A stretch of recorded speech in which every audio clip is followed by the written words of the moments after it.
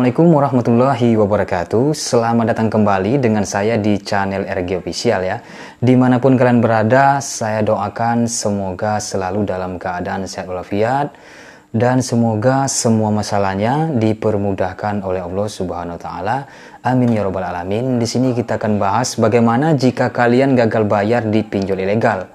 Ada 5 hal yang harus kalian lakukan. Ini saran dari Otoritas Jasa Keuangan yang kita kutip dari Instagramnya ya. Jika kalian yang belum menekan tombol subscribe, silahkan subscribe dulu. Dan terima kasih buat kalian yang selalu setia menantikan updatean terbaru dari saya ya. Oke, langsung saja kita ke pembahasannya. Nah, di sini coba kalian lihat ya. Terlanjur terjerat pinjol ilegal, lakukan 5 hal ini. Yang pertama, segera lunasi. Oke, di sini kita akan bahas yang pertama, segera lunasi. Bagaimana jika kalian melunasi ya di pinjol beranak tentunya. Jika kalian melunasi, kepalanya kalian bayar, itu yang lainnya beberapa akan terproses pencairan otomatis ya. Dan jika kalian bayar misalnya di bukan aplikasi yang beranak ya, contoh aplikasi satuan ya, di aplikasi ilegal, jika kalian bayar ada juga pembayaran tidak terproses. Malah di aplikasi tersebut mendapatkan limit yang kedua. Malah bukan terproses selesai, malah akan ada pinjaman lagi. Dan yang ketiga, jika kalian bayar di aplikasi tidak terproses, sementara kalian klaim ke DC-nya, kalian menjelaskan kalian sudah bayar, kenapa belum terproses di aplikasinya, tiba-tiba DC tersebut memblokir kalian. Jadi bagaimana? Ya. Jadi serba salah sebenarnya. Jika dibayar, kalian akan masuk lubang yang lebih dalam, malah yang lainnya ikut proses cair. Kalian mau mengembalikan, tidak ada yang bisa dihubungi, di email, di telepon nggak ada tanggapan. Nanti ketika DC-nya menagih, tiba-tiba harus dilunasi semuanya, sementara kalian tidak mengajukan di aplikasi tersebut, tidak mengajukan kembali maksudnya. Jadi ini kondisinya serba salah. Dan yang kedua, laporkan ke Satgas Waspada Investasi dan Kepolisian. Nah, jadi ini yang kedua ini ada kaitannya dengan yang pertama ya, segera lunasi. Jadi yang kedua ini, laporkan ke Satgas Waspada Investasi dan ke Kepolisian jika DC ilegal tersebut menagih tidak sesuai ya. Maksudnya tidak sesuai bagaimana?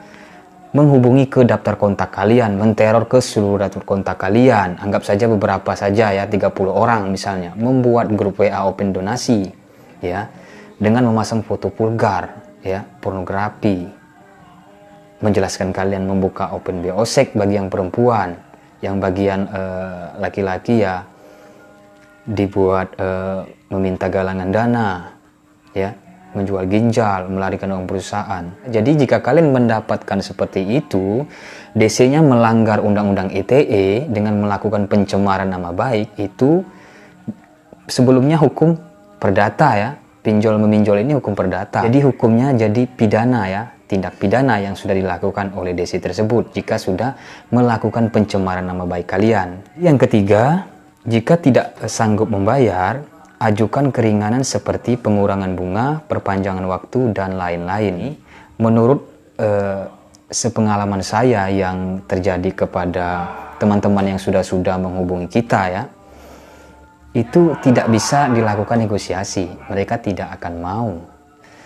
Ya, dulu sih pernah dulu beberapa ya di pinjol beranak sih berhasil meminta negosiasi dan berapapun pokok yang sudah dikirim mereka ke rekening teman kita ini, kita bisa bantu, kemarin bisa dikembalikan ya. Tapi sejauh ini udah hampir 2 tahunan nggak ada lagi seperti itu, nggak akan mau mereka. Sementara nih OJK kan sarannya jika tidak sanggup membayar, ajukan keringanan seperti pengurangan bunga, perpanjangan waktu, dan lain-lain. Oke, perpanjangan waktu bisa ya, maksudnya memperpanjang tenor, itu tentu yang ilegal mau dia. Yang ilegal memperpanjang tenor tapi nggak sesuai ya. Misalnya pinjaman 700.000, perpanjang tenor 200 lebih. Perpanjang tenor hanya berapa? Ya kadang 7 hari. Pertama mendapatkan limit 7 hari dengan jumlah pinjaman 700, perpanjangan 200 lebih, 240-an misalnya. Perpanjangan tenor ya bisa ya. Cuma untuk mengurangi bunga dan denda ini tidak bisa. Untuk meminta bayar pokoknya aja nggak bisa. Kita juga banyak teman-teman yang gagal bayar di ilegal belum pernah tuh bisa negosiasi bayar pokoknya aja, kita belum pernah. Untuk saat ini selama 2 tahun terakhir ini, dulu sih pernah bisa. Ya, karena itu terlalu banyak kemarin.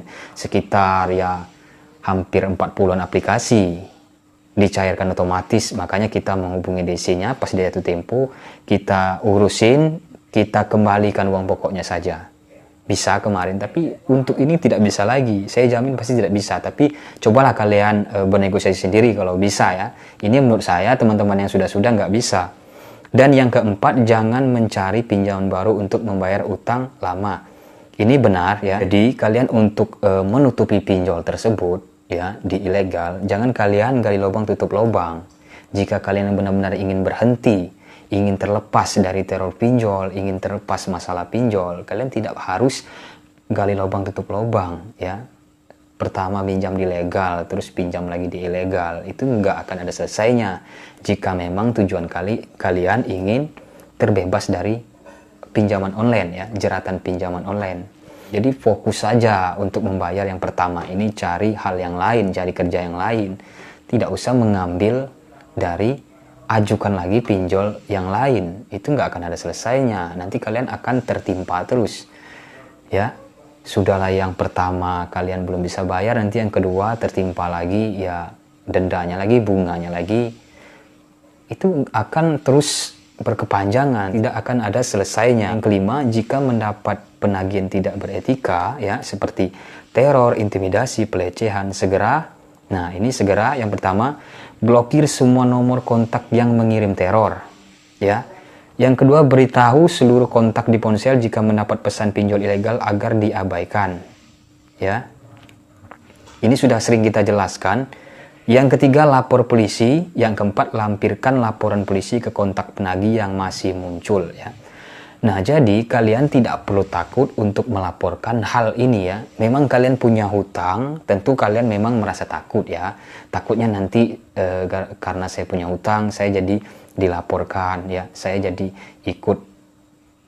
Pokoknya ya mungkin pikiran kalian takut karena kalian punya hutang. Jadi kalian tidak perlu takut karena ini awalnya hukum perdata. Jadi hukum pidana. Nah, jadi kalian harus lapor. Ini harus ditindak ke kepolisian kalau sudah keterkaitan dengan tindak pidana ini ya. Tindak pidana ini kan ya teror, intimidasi, pelecehan ya, dengan foto vulgar, open BO-sek ya. Blokir semua kontak yang mengirim kalian, yang menteror kalian, blokir. Beritahukan seluruh kontak ya, konfirmasi. Jangan kalian menanggapi jika ada seseorang mengataskan nama saya dengan dalih melarikan uang perusahaan, ingin menjual ginjal, sudah misalnya meminta bantuan sumbangan untuk membayar utang saya, atau misalnya membuka jasa open BO-sek, atau sebagai mucikarir ya, berbagai macam bentuk itu nggak usah ditanggapin. Yang terakhir, lapor ke polisi, minta surat pengaduan, minta surat laporan, dan simpan semua bukti-bukti teror, bukti-bukti penagihan, bukti-bukti pelecehan, intimidasi, simpan semuanya, baik pun foto yang di WA, di grup WA, baik pun berupa SMS, baik pun berupa telepon, mohon direkam, jadi kalian serahkan ke kepolisian. Jadi kalian tidak perlu takut akan hal ini ya. Ini polisi sendiri yang menyarankan jika ada masyarakat yang terjerat pinjaman online ya, dan sudah diintimidasi, diteror ya, apapun itu yang berupa bentuk undang-undang ITE, pelanggaran pencemaran nama baik, segera kalian laporkan. Jadi kalian laporkan saja di Polres terdekat tempat kalian tinggal ya.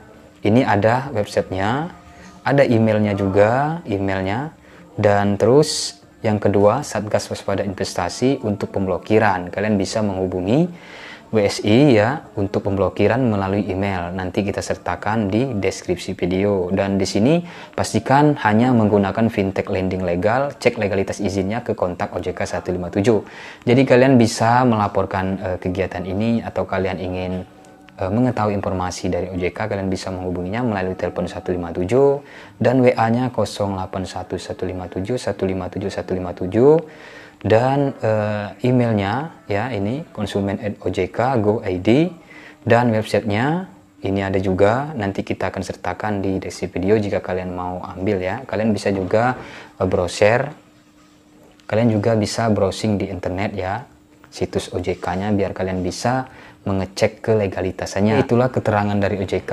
Itu saja yang bisa saya sampaikan. Semoga semua masalahnya cepat diselesaikan ya, dan semoga dipermudahkan oleh Allah. Semoga kalian bisa tenang ya. Berhentilah jika ingin terlepas dari pinjaman online. Jangan gali lubang tutup lubang, karena itu bukan solusi, karena itu makin dalam masalah kalian ya. Silakan kalian yang ingin bergabung di grup tele kita, sudah saya sediakan di deskripsi. Itu saja ya. Mohon maaf jika ada penjelasan yang kurang jelas. Silakan tinggalkan komentar atau langsung japri saya. Saya undur diri, Bang RG. Assalamualaikum warahmatullahi wabarakatuh.